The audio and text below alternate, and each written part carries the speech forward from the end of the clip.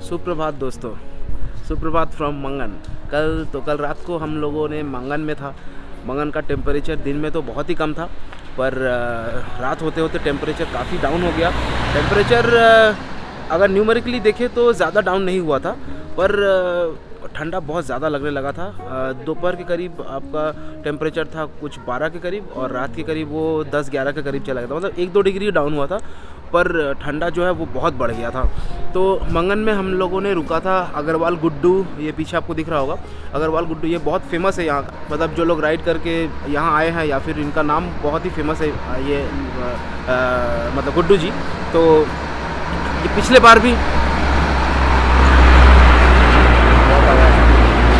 बार भी आके हम लोगों ने यहीं पे रुका था।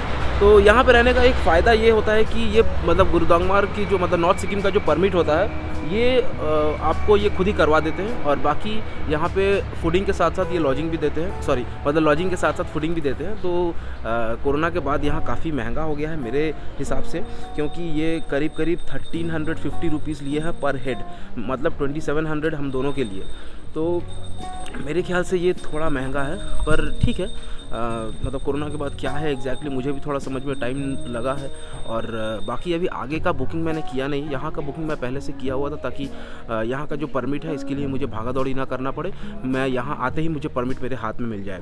तो इसलिए यहाँ पे हम लोग थे गुड्डू अग्रवाल जो है यहाँ उनके होटल में। तो यहाँ का पर हेड हम लोगों को पड़ा 1350 करके। तो आज का डेस्टिनेशन है थांगू वैली। तो आज यहाँ से निकलेंगे, थांगू वैली जाएंगे। यहाँ से थांगू वैली का डिस्टेंस आपका ज़्यादा नहीं है, करीब 3 घंटे का राइड है। आपका 100 किलोमीटर से कम ही है। और बाकी अभी चलते हैं उस तरफ और रास्ते में मिलते हैं।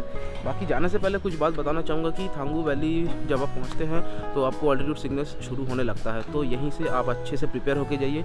अगर आप अपना सामान ज़्यादा करके लाए हैं तो आप अपना सामान यहाँ भी छोड़ के जा सकते हैं, या फिर आप आगे भी आप अपने थांगू वैली में भी रख सकते हैं, क्योंकि गुरुद्वांगमार में आपका पूरा सामान ले जाने का कोई मतलब नहीं बनता है। तो आप क्या कर सकते हैं, यहाँ पे होटल वालों से बात करके आप अपना लगेज जो है वो यहाँ पे छोड़ के जा सकते हैं आराम से, कोई दिक्कत वाली बात है नहीं। और बाकी इसके लिए आपको अलग से कोई चार्ज वगैरह देना नहीं पड़ेगा। तो यहाँ का स्टे ठीक ठाक था, और अभी हम लोग ने भी डिसाइड किया है कि लगेज जो है वो यहाँ पे छोड़ के जाएंगे। और देखते हैं आगे का क्या नज़ारा बनता है, रास्ते में जो होता है आपको अपडेट देते हैं। बाकी राइड का आज तीसरा दिन है दोस्तों, बने रहिएगा राइड पर। और राइड के बारे में अगर कुछ भी जानना हो तो आप कमेंट डाउन कर सकते हैं।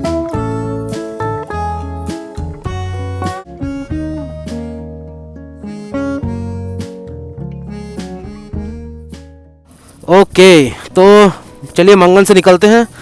मंगन से निकलने से पहले आपको एक बात का ध्यान रखना बहुत ज़रूरी है कि यहाँ से जो है आपका बाइक का जो पेट्रोल टैंक है ये आपको फुल करा के जाना पड़ेगा। इसका कारण ये है कि वाह, सामने का नज़ारा देखिए दोस्तों। तो हाँ, तो मैं बोल रहा था कि मंगन से निकलने से पहले आपको आपका बाइक का जो टैंक है ये आपको पूरा फुल करा के जाना है, क्योंकि मंगन से गुरुद्वांगमार का जो ट्रिप है इसमें आपको बीच में कहीं भी आपको पेट्रोल पंप वगैरह कुछ नहीं मिलेंगे। गुरुद्वांगमार घूम के आके अगर आपको यमथंग वगैरह या फिर 0 पॉइंट वगैरह जाने का आपका कोई प्लान है तो आपको साथ में शायद तेल जो है वो कैरी करना पड़े। इसका कारण ये है कि मैं इसलिए ये बता रहा हूँ क्योंकि पिछली बार जब हम लोग आए थे तो हम लोग ने तेल कैरी किया था, और इस बार जो है ये थोड़ा मेरे को इस बार रिस्क लेके जाना पड़ेगा, क्योंकि मेरे पास इस बार ऑप्शन नहीं है तेल कैरी करने का, क्योंकि हम लोग 2 जन जा रहे हैं। और जैसे कि आप लोगों को पता ही है कि KTM 200 का जो टैंक है इसका 10.2 लीटर्स का है। तो ये बहुत बड़ा चैलेंजिंग बात होने वाला है मेरा इस ट्रिप में कि 10.2 लीटर्स में मेरे को यहाँ से गुरुद्वांगमार होके या फिर मैं अगर यमथंग 0 पॉइंट जाऊँ तो मैं वापस मंगन तक आ पाऊँगा कि नहीं। ठीक है, चलिए ऊपर वाले का नाम लेके निकलते हैं। आशा करते हैं सब कुछ अच्छा ही होगा।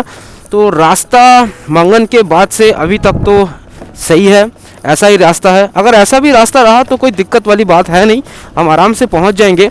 हालांकि पिछली बार जब हम लोग थांगू जा रहे थे तो उस समय रास्ता काफ़ी ज़्यादा ख़राब था, पूरा ऑफ रोड मिला था हम लोगों को। तो आशा करते हैं कि इस बार रास्ता अच्छा हो जाना चाहिए अब तक। हालांकि वो 2-3 साल हो गया है, तो अगर ऐसा रास्ता हुआ तो हमें कोई परेशानी नहीं है, हम आराम से आसानी से पहुंच जाएंगे थांगू कम से कम 2:30-3 बजे के अंदर होपफुली। और बाकी टेम्परेचर उतना ख़ास नहीं है, पर यहाँ थोड़ा वेदर जो है आज विंडी है तो ठंडा इसलिए काफ़ी ज़्यादा लग रहा है। पता नहीं थांगू का टेम्परेचर कितना होगा। होपफुली सूदिंग हो, क्योंकि मेरे साथ मेरी वाइफ जा रही है तो उनके लिए ऐसा ऑल्टीट्यूड में पहली बार, ऊपर से ऑक्सीजन लेवल कम, तो होपफुली फिंगर क्रॉस्ड कि सब कुछ सही रहे। बाकी देखते हैं जैसा कुछ होता है, आपको तो बताते जाएंगे, आपको तो दिखेगा ही।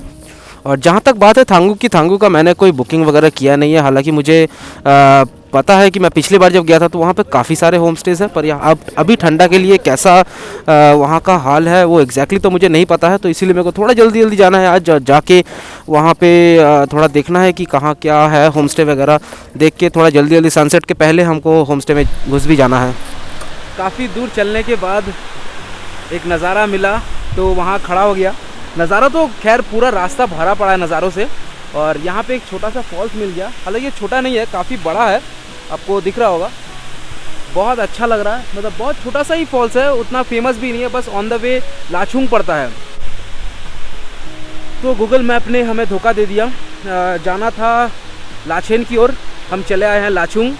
और बाकी जो मैं दुकान की बात बोल रहा था वो इस तरफ है, ये छोटा सा दुकान है, बाकी फॉल्स के पास है। ये काफ़ी अच्छा है, छोटा शांत एरिया है, खाली पानी का आवाज़ आ रहा है। आप आराम से बैठ के यहाँ मैगी एंजॉय कर सकते हैं, चाय पी सकते हैं। और जो बात बतानी थी कि हमने लगेज जो है वो मंगन के होटल में ही छोड़ आया। और 3 दिन, मतलब आज जाके थांगू रुकना है। थांगू के बाद हम गुरुदंगमार घूम के थांगू या फिर लाचेन में रुकने वाले हैं। उसके बाद फिर मंगन नीचे जाते वक्त हमें अपना बैगेज जो है वो कलेक्ट करना है। तो 3 दिन का सामान जो है वो हमें ले जाना था। तो ये बहुत बड़ा चैलेंजिंग बात था, क्योंकि 2 आदमी थे हम लोग, और लगेज में ही ज़्यादा से ज़्यादा सामान जो है वो रखा जाता है। और लगेज जो है आप देख पा रहे हैं कि हमने लिया नहीं है। तो ये छोटा सा बैग था सफारी का, जो मैंने हिमाचल में भी कैरी किया था, आपने ये नोटिस किया होगा। तो ये बैग जो है ये पूरा गोल हो गया है, इसमें सामान पूरा भरा पड़ा है।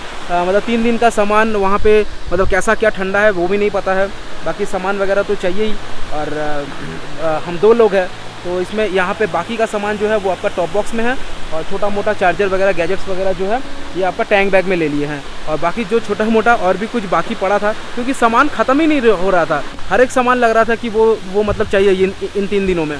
तो हमने क्या किया, जो छोटा मोटा और भी कुछ सामान था वो हमने अपना मतलब वो जैकेट के पॉकेट में डाल लिया, कुछ सामान इधर उधर, मतलब जैसे तैसे हमने एडजस्ट किया और फिर निकलने का डिसीजन लिया। इसीलिए थोड़ा लेट हो गया। पिछली बार आया था, काफ़ी ऑफ रोड था और बहुत दिक्कत भी हो रहा था चलाने में, पर इस बार बहुत ठीक ठाक सा रास्ता है, बहुत मज़ा आया। मतलब डबल कैरी के हिसाब से गाड़ी बहुत ही सही चल रहा है। ये मैंने टायर लगाया इसीलिए, या फिर रास्ता अच्छा है इसलिए, वो तो मैं एग्जैक्टली तो नहीं बता सकता, पर आने में उतनी दिक्कत नहीं है। पर एक गलती हमने कर दी है, जाना था लाचेन, हम आ गए हैं लाचुंग के रास्ते। तो गूगल मैप ने एक बार फिर से हमें धोखा दे दिया है। तो अभी यहाँ से इनसे पूछना था, नीचे जाना है कोई बेस कैंप के, वहाँ से हमें रास्ता फिर उल्टा लेना है, फिर वहाँ से लाचेन जाना है, लाचेन से हम थांगू के लिए निकलेंगे। तो वापस आते समय हमारा प्लान था कि लाचेन में रुकने का। तो लाचेन रुकना कितना हो पाएगा वो पता नहीं है, क्योंकि हम लाचेन थोड़ा कॉस्टली है। तो हमने सोचा था कि जाते वक्त हमारे पास आज सारा दिन है, पूरा दिन है, तो क्या करेंगे, तो लाचेन में रुक के थोड़ा रूम्स वगैरह देख लेंगे कौन सा सस्ता है या फिर कौन सा क्या रेट में है। तो फिर आते वक्त हमें अगर थोड़ा लेट भी हुआ तो हम आके डायरेक्टली चेक इन कर सकते हैं, पर वो शायद आज नहीं हो पाएगा, क्योंकि ऑलरेडी यहाँ पे लेट हो गया है। और यहाँ से अभी लाचेन होके फिर हमें थांगू के लिए निकलना है। करीब मंगन से 90 किलोमीटर्स का राइड था आज का। तो हमने बहुत लंबा रास्ता लाचुंग के तरफ आ गया हूँ। तो यहाँ से हमें अभी फिर से वापस जाना है 10 किलोमीटर के करीब, फिर वहाँ से कोई बेस कैंप आएगा, वो बेस कैंप से हमें फिर उल्टा टर्न लेना है। तो निकलते हैं। मैगी खा लिए हैं।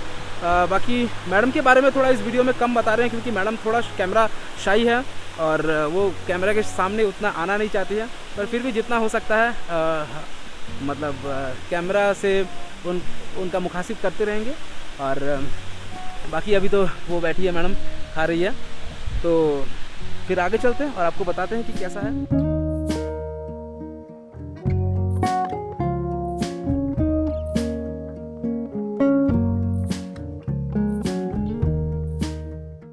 पूरा थांगू वैली जो है ये पूरा बंद पड़ा हुआ है।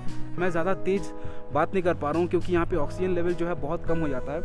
इनके मतलब ज़िंदगी के बारे में बात करना या फिर यहाँ का कैसा कंडीशन है, ऐसे अवस्था में ये लोग क्या करते हैं, ये सब जानना एक अपने आप में अलग एक्सपीरियंस है।